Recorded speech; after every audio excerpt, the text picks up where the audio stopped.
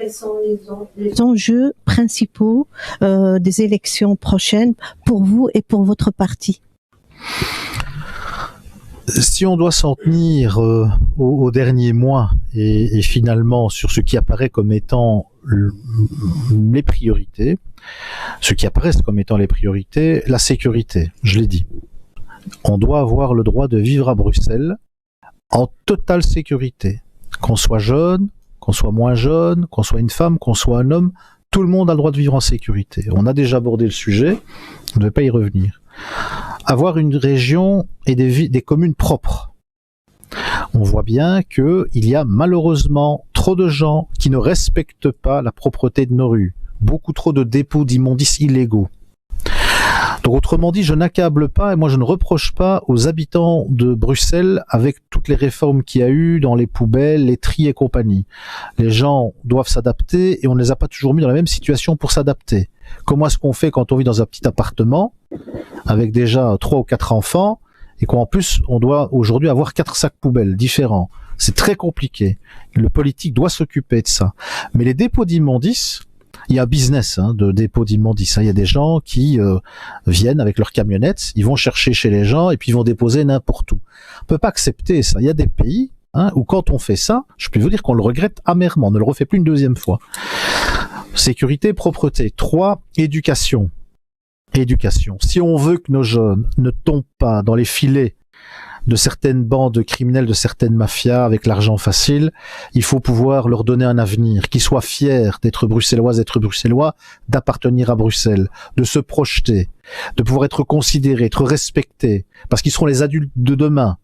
Quand nous ne serons plus là, c'est eux qui auront la responsabilité de faire prospérer Bruxelles, pour que Bruxelles soit un endroit où il fait bon vivre pour tout le monde.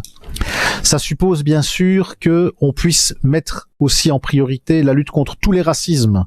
Voilà, c'est un droit fondamental de ne pas être discriminé, de ne pas être victime de discrimination en raison de la couleur de sa peau, de ses origines, de sa religion, de sa philosophie, de son genre. C'est important. Voilà. Et permettez-moi ici, s'agissant des discriminations, de penser à tous les parents qui élèvent tout seuls leurs enfants, ce qu'on appelle les familles monoparentales. 80% de femmes. 80% de femmes. On doit absolument mettre la priorité à ça. Le décrochage scolaire. Ça me tient particulièrement à cœur. Moi, je ne serais pas ici devant vous, madame, aujourd'hui, si quelqu'un ne m'avait pas tendu la main en me disant, écoute, il me semble que tu prends un peu du bon temps, là, j'étais à l'école primaire encore. T'as des capacités, travaille, fais tes devoirs. Voilà. C'est important, ça. Eh bien, on doit tendre la main. On nous a tendu la main, nous aussi, on doit tendre la main. Et faire en sorte que tous ces jeunes y réussissent à l'école. Parce que, croyez-moi, quand je vois tous ces jeunes, c'est une chance pour Bruxelles, cette jeunesse.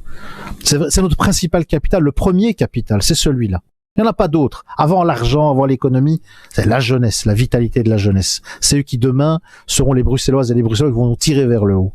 Et puis, bien sûr, il y a beaucoup d'autres choses. La mobilité, j'en ai parlé. Rétablir le respect des habitants de Bruxelles dans tous les quartiers, c'est fondamental.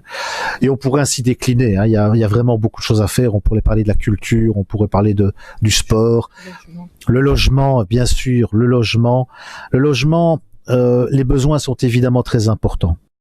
Le logement, on le sait, les pouvoirs publics, donc les logements sociaux, les logements communaux, on doit continuer, mais on va avoir besoin du secteur privé. Et donc, comment est-ce qu'on peut faciliter l'accès à la propriété des gens, notamment avec de la location achat, c'est-à-dire que en même temps que vous payez un loyer, vous devenez propriétaire. Moi, j'y crois très fort à ça. C'est vraiment fondamental. Il faut vraiment en faire une priorité. Et puis, il y a aussi des spéculateurs, attention, et des gens qui achètent des terrains, ils n'en font rien. Ils attendent que ça monte, que ça monte, que ça monte. Ça ne va pas, ça. Ça ne va pas. On a trop de besoins à Bruxelles pour laisser ces gens faire. Merci. Moi, j'ai une question.